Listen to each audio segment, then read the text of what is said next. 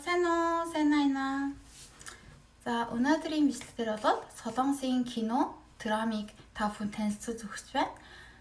Түрүүний миний бичлэгтэр солонгос хэл сурахдаа драм үзэх, олон ангийн кино үзэх маш их тусламж болдог гэд хэлсэн чинь ямар кино үзвэл сайн бэ гэд асуусан хүмүүс маш их байсан.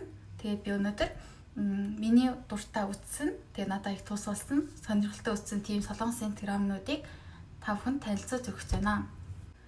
За тэгээд би энүүгээ танилцуулахын өмнө би энэ киноны нэрийг монголоор яаж урьдчилж гарч ирж байгаа вэ гэдгийг сайн мэдэхгүй байгаа болохоор зөвхөн солонгос нэрээр солонгос гарсан тэр нэрээр л ингээд танилцуулаад тэгээ богинох нь ямар юуны тухай гардаг драм бэ гэдгийг л жоохон богинох нь товчлуулаад танилцуулъя. Хамгийн эхлээд Луменс хайрын тухай гарсан драмнууд нэгдүгээрт Ёне Пальгон. Би ингээд хараад шөнө ингээд уйлал яана гэл амар тэгж үзсэн драм байгаа. Тэгээ хоёрдугаар нь Пүвуэсэги гэдэг нь бол үгийн Америк киног солонгосоор жоохон сойлж солонгосоос ингээд гаргасан драм гэдэг мэдж байгаа. Гараад их удааг байгаа. Тэгээд эхнэр нөхөр хоёр ингээд өөр хүнтэй гэрлээл жоохон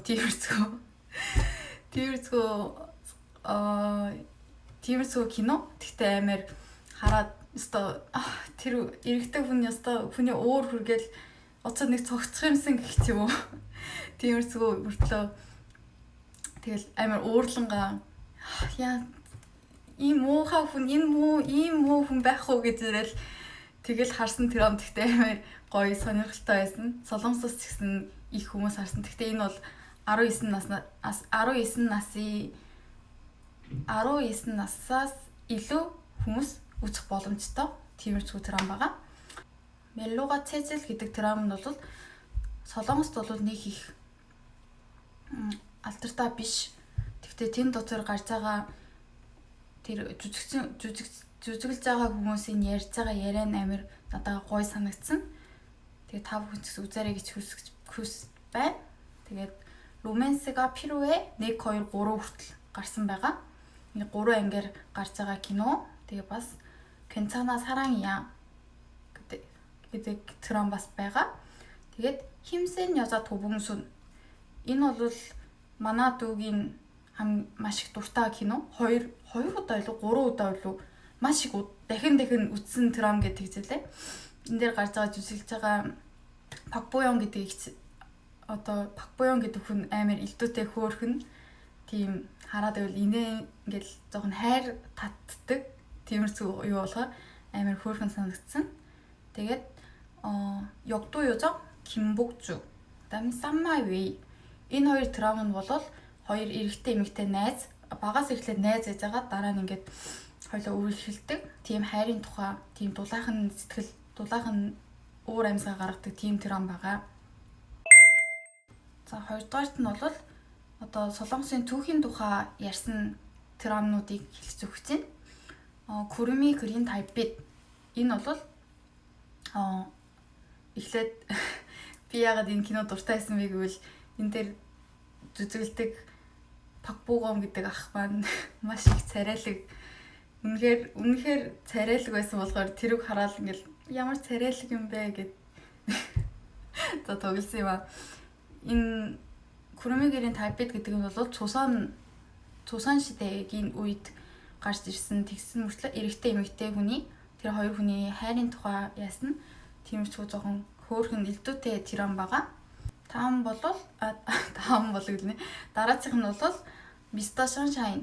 Mr. Sunshine бол 2090 оноос 2095 он хүртэл яг Цусан шидэгээс Илзэг Ханзонги гэдэг монголоор юу юм болов? Нөгөө нэг Японд дайрлуулжсэн тэр үе байхгүй юу? Яг тэр үед ингээд зоохон солонгост хамгийн хэцүү байсан. Тэгээд маш их өөрчлөлт байсан үеийн тухай гарсан. Тэгтээ бас хайрын тухай ч гэсэн гарч байгаа. Тэгээд тэр үеийн ямар үйл явдлаа хайсан бэ? Солонгост ямар хэцүү байдал байсан бэ гэдгийг тиймэрхүү юм ойлгох гэсэн маш их тусламж болдог. Тийм драм байгаа юм аа. Кино байгаа юм аа гэх юм. Драм мөн үү? Кино мөн үү? За мэдгүй. Дараачих нь бол 응답하라 응답하라 гэдэг нь бол 3 ангиар гарсан байгаа. 응답하라 2997 он, 2994 он, 2988 он гэд яг тэр онд ямарчуу Солонгосын оюутнууд гэх юм уу, одоо гэр бүл нь ямарчуу амьдарч байсан бэ гэдгийг маш их сайн харуулж өгсөн байгаа. Гэртээ ямар юм хэрэглээд хоолоо аяг таваа юу хэрэглээд одоо яг тэр үед яаж амьдарч байсныг, Солонгосын амьдралыг маш сайн харуулж өгсөн кино гэж би бол бодож байгаа. Тэгээд Солонгосын тийм үеийг дээр үе Солонгост ямар ч амьдарч байсан болов гэж мэдхийг хүсэж байгаа бол энэ драмыг заавал үзээрэй гэж хэлхийг хүсэж байна. Сарангийн Прусцаг гэдэг нь бол надад маш их сонирхолтой санагдсан. Яагаад гэвэл энэ Пукан Дээд Солонгосын тухай яаж амьдардаг, тэгээ тийм хүмүүсүүдийн бидний мэдхгүй харж чадахгүй тэр хүмүүс ямар ч нөхцөлд амьдардаг вэ, өдөр яаж өнгөрөөдөг вэ гэдгийг бид нар бол мэдэхгүй шүү дээ, явж үзээгүй. Гэхдээ яг тийм юмнууд тухай сайн харуулж өгсөн драм байгаа. Дээд Солонгост амьдарч үтсэн хүмүүс ч гэсэн хамт оролцоод энэ драмыг хийсэн болохоор маш сайн Дээд Солонгосын амьдралыг сайн харуулж өгсөн драм гэж бодож байна. Тэгээд Өвөө Солонгос, Доод Солонгосын амьдралгааны ямар ч өөр вэ гэдгийг одоо очиод мэдэх боломжгүй болохоор энэ драмаар дамжуулаад ч гэсэн жоохон ойлгоод мэдхэд тус болох байхаа гэж бодож байна.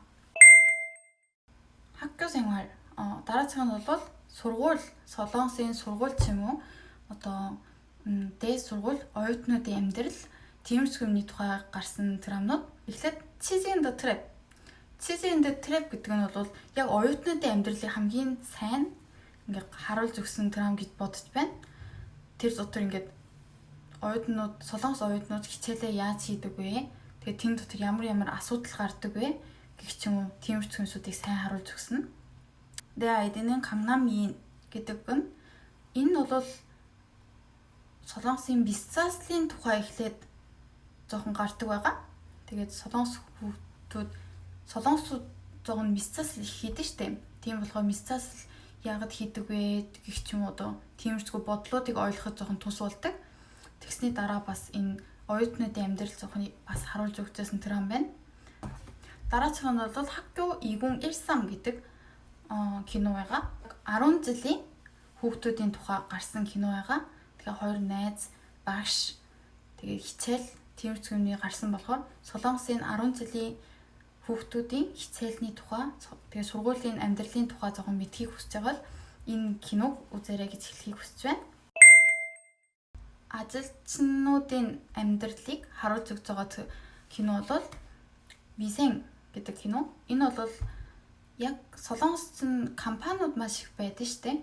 Тэгээд тэн дотроос ингээд яаж ороод ажил хийгээд тэр дотор авдаг стресс ч юм уу, ямар нэгэн зүйлийг хийхдээ ямар аргаар яаж хийдэг вэ гэдэг тиймэрхүү юмсуудыг маш сайн зааж өгөөд мэдрүүлэх боломжтой. Тэгээд Солонгост ирээд ингээд ажил хийх ч юм уу.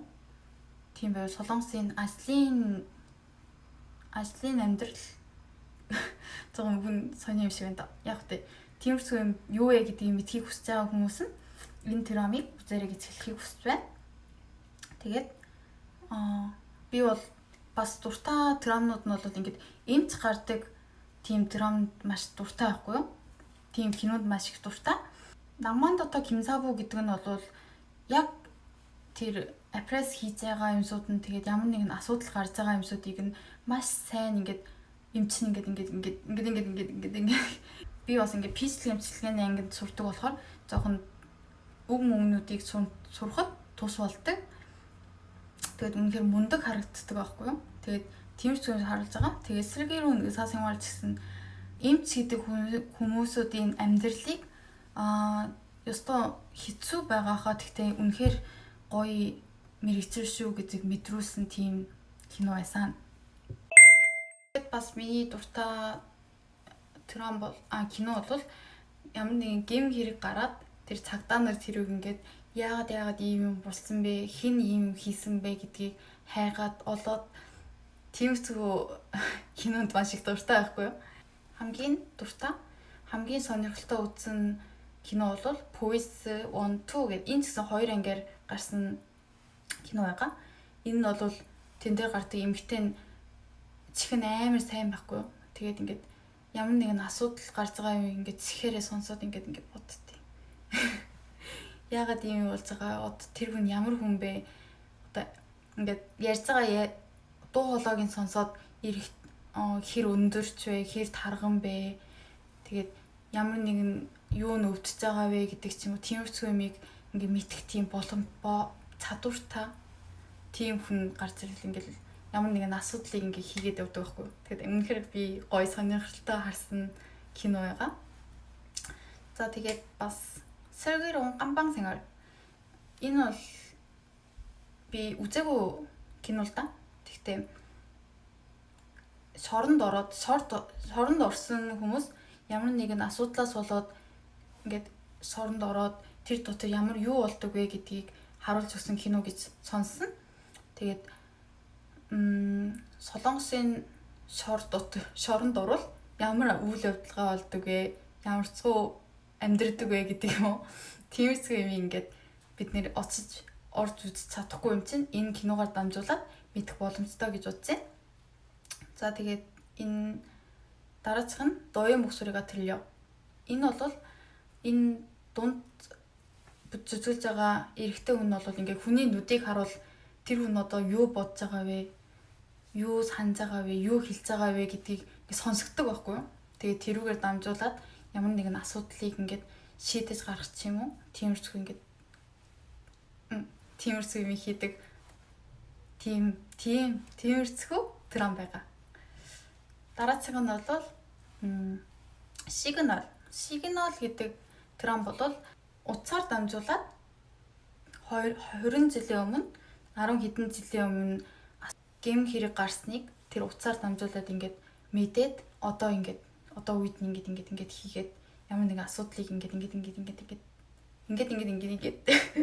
тэгж яадаг тиймэрхүү гэм хэргийн тухай гарсан тиймэрхүү драмууд маш их байгаа болохоор тийм драм би маш их дуртай юм. Сүүлийн үед гарсан драм дотроос Itaewon Class гэдэг жоохон энэ драмыг үзвэл өстой хичээнгүйлэн амьдрий да. Жоохон өстой энэ дэлхий жоохон гоё хичээнгүйлэн ямар нэгэн үйл явдлаа хийгээд миний хүссэн юм аа хий гэсэн тиймэрхүү юмыг болуулж өгдөг тийм драм байсан. Одоо үлдсэн 2 кино бол миний амьдралдаа хийх юм уу? Миний хамгийн дуртай 2 кино. Нэгдүгээрт нь Hotel del Luna. Hotel del Luna гэдэг нь тэн дээр IU гэдэг одоо дуучин жүжиглсэн байхгүй юу? IU гэдэг хүн 1200 нас илүү хэдэн зуун нас үлээ? За сайн санахгүй байна. Гэхдээ амар удаан ингээ хөвшөртгөө амьдрдаг байхгүй юу? Ямар нэгэн асуудлаас болоод тэгээд тэр хүний ингээд амьдрал дотроо ингээд хараад амьдрангаа тийм сүнснүүдийг бас сүнс гараад тэр сүнснүүдийн юм болоо. За тайлбарлах жоохон хэцүү байна. Гэхдээ амар гоё сонирхолтой кино байхгүй юу? Тэгээд заавал үзээрэй гэж хүсэж байна. Надад бол маш их таалагдсан.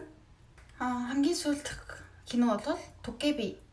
Tokebi гэдэг нь энэ бас 공유 гэдэг хүн маш царайлаг одоо тогсон юм. Tokebi гэдэг чинь бол энэ үед яг бидний амьдрал дотор байхгүй зүйл шүү дээ. Энэ бичсэн зохиогч хүний толгооноос гарч ирсэн тийм бодол болохоор жоохон яаж ийм юмсуудыг бодож яаж ийм юмсуудыг бичиж чадсан вэ гэд жоохон гайхсан тиймэрхүү гоё сонирхолтой драм байсан. За ингээд өнөөдөр би өөрөө сонирхолтой үзсэн. Тэгээд дуртай кинонуудыг та бүхэнд ингээд танилцуулж өглөө. Тэгээд нэг ч юм уу тусламж болоосоо гэж хүсэж байна. Тэгээд энэ драмнуудыг би нэрийг сайн мэдэхгүй болохоор нэрийг мэдж байгаа юм уу? Тэгээд Монголоор яаж орчуулсан бэ гэдгийг мэдж байгаа хүмүүс нь доор бичээд өгвөл маш их баярлах байна. Миний бичлэг таалагдсан бол зогон ч юм уу тус болсон бол лайк дараарай, subscribe дараарай, share хийгээрэй, намайг дэмжиж өгөөрэй. За баяртай. Дараагийн бичлэгээс уулзъя. 안녕.